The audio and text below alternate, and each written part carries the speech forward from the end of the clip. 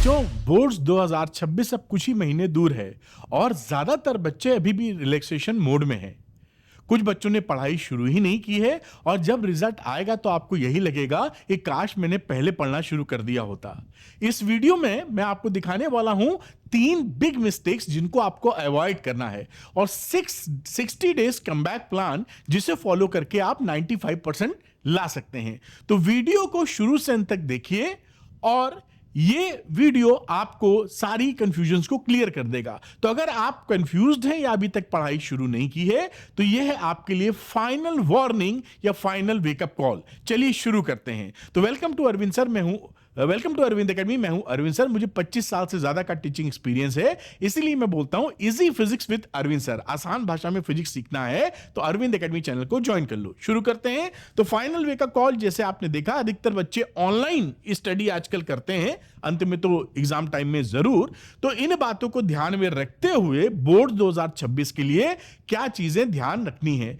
तो core problem क्या है? रिलैक्सेशन मोड, यानी अभी भी बच्चे शांति में आराम से बैठे हुए हैं कि अभी दिन बहुत पड़े हुए हैं, आराम से पढ़ लेंगे। और बोर्ड्स दूर तो है नहीं, आप जानते ही हैं। और 80% सिलेबस अभी बच्चों का बचा हुआ है, या तो पढ़े ही नहीं या कुछ पढ़े 10-20%, तो 80% सिलेबस बचा है और आपको यह 80% सिलेबस दिसंबर तक करना होगा, तभी आप आगे कोप अप कर पाएंगे। क्योंकि 1 जनवरी से आप जानते हैं प्रैक्टिकल एग्जामिनेशन चालू हो जाएंगे। कई स्कूलों में 10 जनवरी, कईयों में 15 जनवरी ऐसे पढ़ते हैं। और अगर 80% तक सिलेबस आप कवर नहीं करते दिसंबर तक तो बैकलॉग बढ़ने की वजह से आपके ऊपर एक काफी तगड़ा प्रेशर क्रिएट होगा और ये प्रेशर क्रिएट हो जाएगा तो पढ़ेंगे भी तो समझ में नहीं आएगा। तो ये रिलैक्सेशन मोड से आपको थोड़ा बचने की आवश्यकता है। आगे मैं बात करूं जो 3 बड़ी मिस्टेक्स की मैं बात कर रहा था। मिस्टेक नंबर 1, अधिकतर बच्चे YouTube वीडियो का सहारा लेते हैं पढ़ने के लिए। कोई दिक्कत नहीं है, लेकिन होता क्या है, नेटफ्लिक्स स्टाइल में पढ़ते हैं, मूवी मोड में पढ़ते हैं। मूवी मोड में पढ़ने का मतलब क्या है कि जस्ट वॉचिंग, एक स्टूडेंट ना बन के एक व्यूअर बने रहते हैं। तो व्यूअर बने तो वीडियो चल रहा है, शांति से देख रहे हैं, कुछ भी नहीं। तो जब वीडियो खत्म होगा तो बस आपको ये फीलिंग आएगी कि आपने पढ़ाई की है, लेकिन कुछ भी रिटेंशन नहीं रहेगा।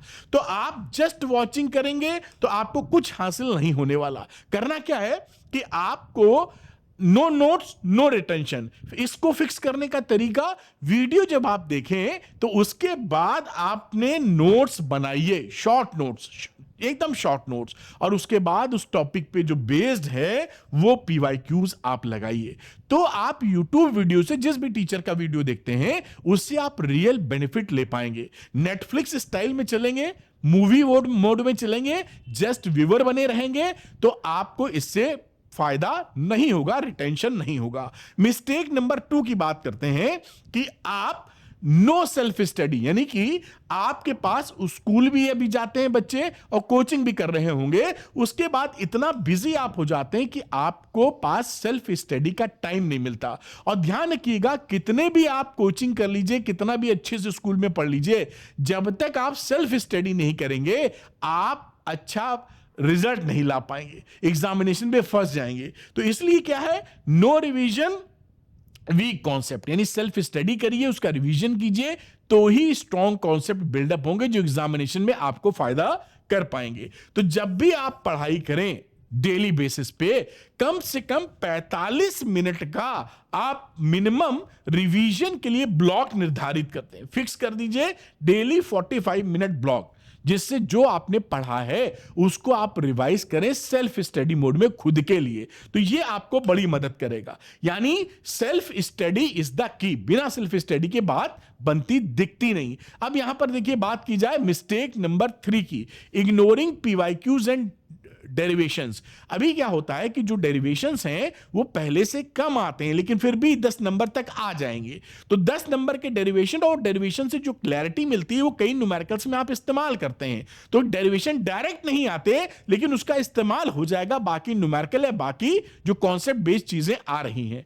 इसको फिक्स करने का तरीका क्या है? जो आप ध्यान नहीं दे पा रहे हैं PYQs और डेरिवेशंस के ऊपर, आप पढ़ाई करें, उसके बाद NCERT को जरूर ध्यान दीजिए, मतलब वो फंडामेंटल वही है।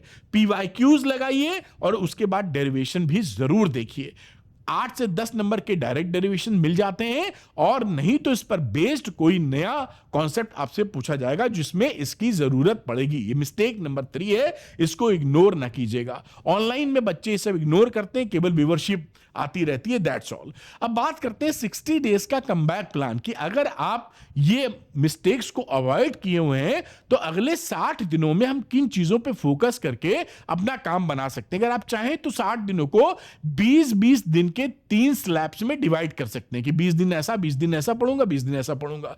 दिसंबर एंड तक आप ध्यान रखिए आपका 80% सिलेबस होना जरूरी है। अदरवाइज क्या होगा, जब जनवरी आ जाएगी प्रैक्टिकल के चक्कर में 10-15 दिन आपके चले जाएंगे, और मान लीजिए फिजिक्स एग्जांपल लूं, 14 में से 10 ही चैप्टर कर पाए हैं, 4 चैप्टर आपको जनवरी में करने होंगे, तो कब आप रिवीजन करेंगे, कब सैंपल पेपर लगाएंगे, और 17 तारीख से एग्जाम स्टार्ट है। तो आपको किसी भी कीमत पर या तो दिसंबर तक आप सिलेबस फिनिश कीजिए या 80% फिनिश करना है, यानी पक्का मान लीजिए, ये टारगेट सेट कर लीजिए। दूसरा, फोकस करिए हाई वेटेज चैप्टर्स पे कि जो चैप्टर्स एग्जामिनेशन में ज्यादा जिनसे आता है ना, उन चैप्टर्स को कई बार रिवाइज कीजिए। जैसे एग्जांपल के तौर पर रे ऑप्टिक्स थोड़ा चैलेंजिंग भी है, लेकिन एग्जामिनेशन में इससे पूछा बहुत जाता है, तो उसको अगर आप चाहेंगे तो मैं वीडियो बना दूंगा, आप कमेंट करके बताइएगा कि हाई वेटेज चैप्टर्स कौन कौन से, किससे ज्यादा सवाल आते हैं, मैं आपके लिए एनालाइज करके बना दूंगा वीडियो।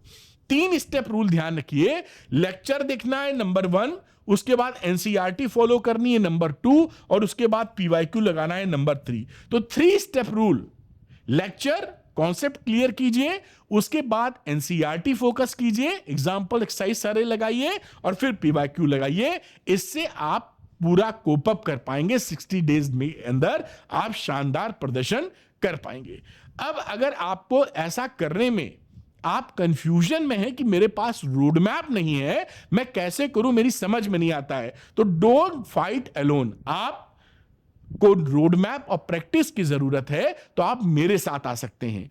और कैसे आ सकते हैं, देखिए आपके लिए मैंने एक कोर्स बनाया ऑल इन वन। इसका लॉजिक क्या है कि बच्चों को 10 साल के पीवाईक्यूज, एनसीईआरटी और डेरिवेशन टुकड़ों में हर जगह मिलते हैं और अच्छा एक्सप्लेनेशन भी नहीं मिलता, तो मैंने उसको एक साथ कर दिया है जिसमें 10 साल के पीवाईक्यूज के वीडियोस, एनसीईआरटी एक्सरसाइज और एग्जांपल के वीडियोस, डेरिवेशंस 130 डेरिवेशंस के वीडियो अलग से रिकॉर्ड करके इसमें डाल दिए हैं, जिससे एक ही जगह सारी बात मिल जाए। मैंने खुद रिकॉर्ड किया है सुपर इजी एक्सप्लेनेशन में।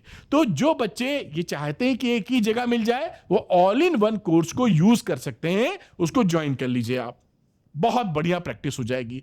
और कुछ बच्चों के साथ ऐसा हो सकता है कि सर मैंने अभी पढ़ा ही नहीं है तो क्वेश्चन प्रैक्टिस क्या करूं, तो उनके लिए द्रोणा, आपके लिए द्रोणा के अंदर ऑल इन वन है। देखिए ये एनसीईआरटी पीवाईक्यू डेरिवेशंस है, इसके अलावा भी आपको hand written notes, live classes, सारी चीज आपको मिल जाएगी। जो भी रिक्वायरमेंट है पूरा आप पढ़ाई कर सकते हैं, सारी प्रैक्टिस असाइनमेंट वगैरह सब कुछ यहां मिल जाने वाला है। तो अगर आपकी पढ़ाई स्क्रैच से शुरू कर रहे हैं, 10, 15, 20% हुई है, तो द्रोणा में मेरे साथ आ जाइए ज्वाइन करके, जिससे आपको एक रोड मैप और प्रैक्टिस मिल जाए। जो बच्चे द्रोणा में एनरोल होना चाहते हैं वो अरविंद एकेडमी ऐप को डाउनलोड कर लीजिए, लिंक डिस्क्रिप्शन में मिलेगा। उसके बाद स्टोर सेक्शन में जाइएगा, वहां आपको द्रोणा दिखाई पड़ेगा, द्रोणा को ज्वाइन करके आप मेरे साथ पढ़ाई कर सकते हैं। तो रिलैक्सेशन मोड को छोड़िए और पढ़ाई तुरंत शुरू कीजिए। ये फाइनल वार्निंग है, फाइनल वेकअप कॉल है आपके लिए। मुझे उम्मीद है कि आप जाग जाएंगे और बोर्ड एग्जामिनेशन को फोड़ के आएंगे। Thank you very much, all the best.